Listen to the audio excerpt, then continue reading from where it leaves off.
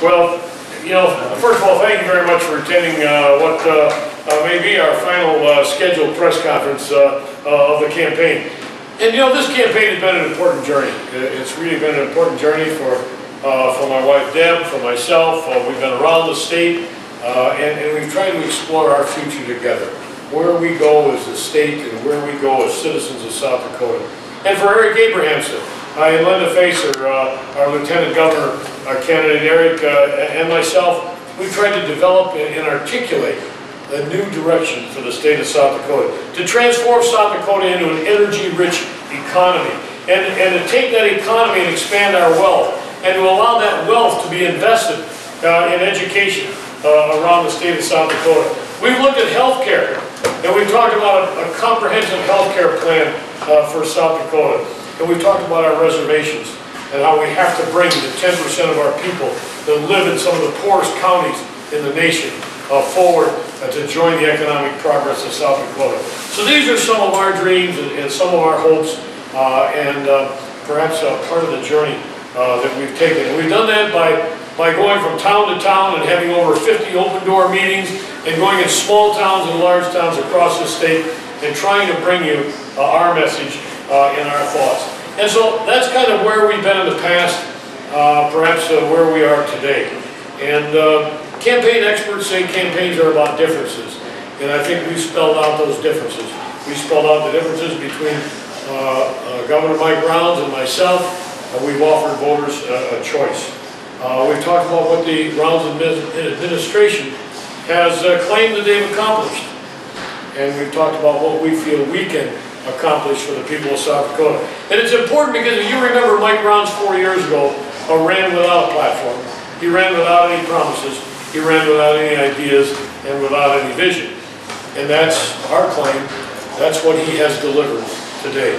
If we really look at that, we call that Rounds versus reality.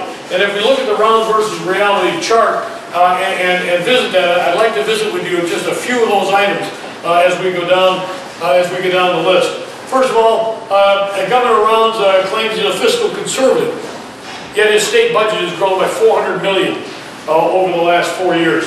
More than 950 new state FTEs, full-time job equivalents, an increase in his personal staff of 20%. Governor Rounds has claimed that the economy is great because he's created 18,000 new jobs. But those jobs are unknown wages, unknown benefits. We're still 50th in total wages in the United States. 50th in total wages. The highest percentage of two-job households in the United States. We have the highest percentage of working moms in the United States and the highest number of kids in daycare in the United States of America. And that's the jobs that we've created. We talk about the highest national growth in per capita income. Yet if you really look at the U.S. Department of Labor and you talk about salaries, we find out that if you take W-2 wage earners, we're 50th in average salaries in the United States. South Dakota's income growth is almost 1/3 of the national rate. We talk about a gross state product that's grown to $29.4 billion, but that's the lowest growth rate in the last 40 years for South Dakota. That's a slow rate of growth. And South Dakota's share of the gross national product has actually dropped. We've dropped our gross national product share by 8%. More state aid for education is what Governor Rounds claims in his campaign ads. But actually, when you look at it, we're last in per pupil state aid for education in the United States. We're last in this region by $500 to $1,200, somewhere around there in the entire region. Minnesota, Iowa, Nebraska, North Dakota, Wyoming, Montana. We have chronically underfunded education. We talk about scholarships. Our scholarships are 1/25th of what Minnesota provides, 1/15th of what Iowa provides for their college-bound students. We've talked about health care in South Dakota. We talked about getting a new individual health carrier. We've talked about a risk pool. We've talked about health care. There has been no comprehensive health care plan in South Dakota for the past 4 years. Still, no state health plan. The uninsured have grown from 60,000 when Mike Rounds took office to over 90,000 today. And that, we feel, is unacceptable. Then we talk about some of the other things. We talk about energy, and we look at ethanol. We produce 550 gallons, 550 million gallons of ethanol this year. But at the same time, we don't have a renewable fuel standard to promote the use of ethanol. We talk about wind energy. We're behind every neighboring state in wind energy, and we have not established the infrastructure to allow us to proceed. Those are the things. When Mike Brown's claims that we're doing great in wind energy, we're doing wonderfully well in ethanol production. Those are the facts, and the facts that we look at.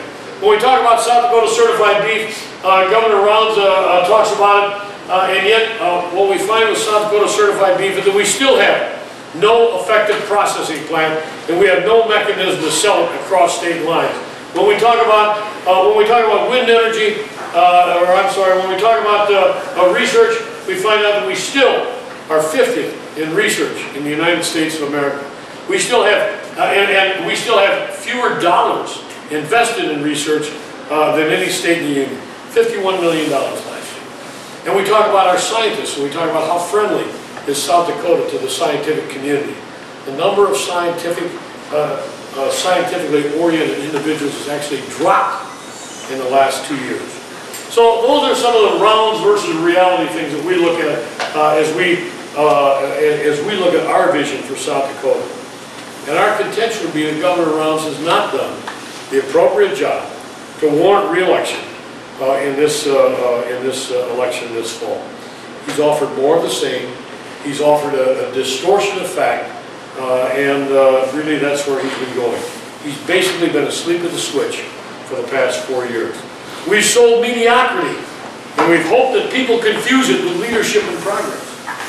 And we don't feel that that's right, and we don't feel that's fair for the people of South Dakota.